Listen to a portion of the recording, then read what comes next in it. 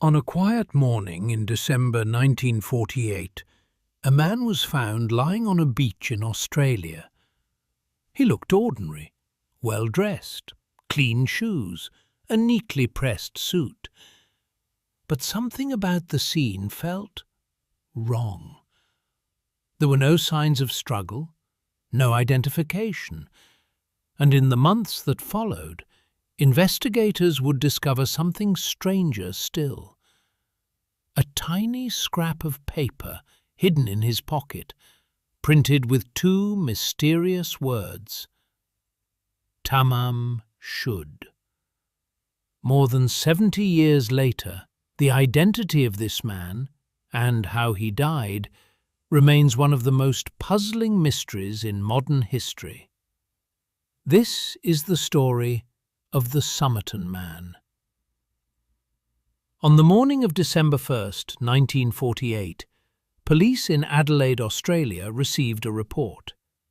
A body had been discovered on Somerton Beach, resting against the seawall. Witnesses later said they had seen the man the evening before. He had been sitting upright, leaning back against the wall, facing the sea. At one point, a passerby noticed him raise his arm slightly, almost like a tired gesture. But no one thought much of it. By the time authorities arrived the next morning, the man was dead, and the mystery had already begun. The man appeared to be in his early 40s. He wore a suit and tie, polished shoes, and a pressed white shirt. Yet something strange stood out. Every label on his clothing had been carefully removed. No name tags, no laundry marks, nothing that could reveal who he was. It was as if someone had deliberately erased his identity. Inside his pockets, police found only a few items: a used bus ticket, an unused train ticket, a packet of chewing gum, matches, and a comb. Ordinary objects, but none that revealed his name. The autopsy made things even stranger. Doctors found no clear cause of death. His organs showed signs that suggested possible poisoning, yet no poison could be identified. The man had not vomited. There were no obvious injuries, no sign of illness. It was as though he had simply stopped living. And then, investigators discovered the clue that would make the case famous. Hidden inside a tiny pocket in the man's trousers was a tightly rolled scrap of paper. On it were printed two words: Tamam Shud, a Persian phrase meaning "it is finished." But where had the paper come from? And why was it hidden in his pocket? Police soon traced the phrase to a book, a rare edition of a Persian poetry collection called the Rubaiyat of Omar Khayyam. And that discovery would open an entirely new layer of the mystery. Because someone had found a copy of that exact book, with the final page torn out. And inside that book was a code. The copy of the Rubaiyat was discovered in a car parked not far from Somerton Beach. It had apparently been thrown into the back seat through an open window. When investigators examined the book, they noticed something unusual. The final page, the page containing the words Tamam Shud, had been torn out. It was a perfect match for the scrap found in the dead man's pocket. But that was only the beginning. Inside the book, written faintly in pencil, was a sequence of strange letters. Lines of what looked like a coded message. Groups of characters arranged in rows. Some researchers believed it might be a cipher. Others thought it might be nothing more than random letters. To this day, the message has never been definitively decoded. Also written in the back of the book was a phone number. Police traced it to a young nurse who lived nearby.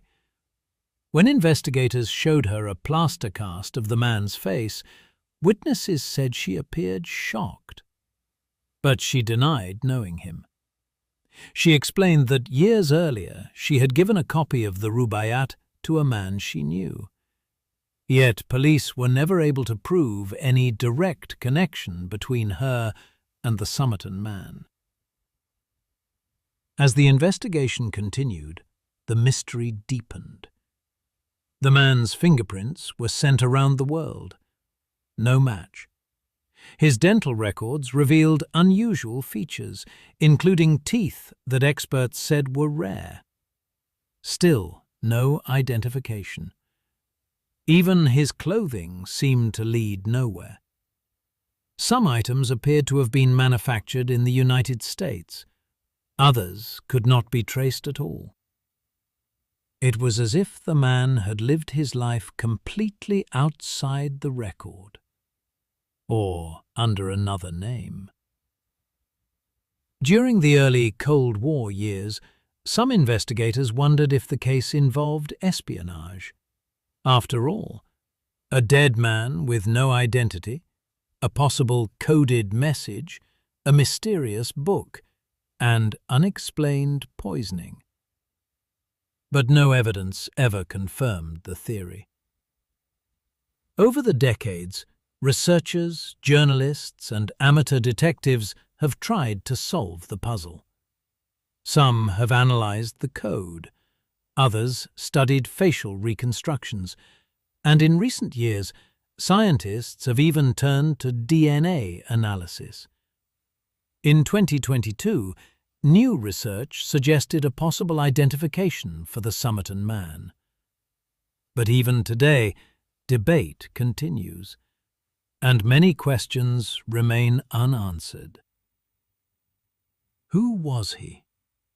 Why were all identifying marks removed? What did the code mean? And perhaps the most haunting question of all, did someone want him to disappear? Or had he chosen to disappear himself?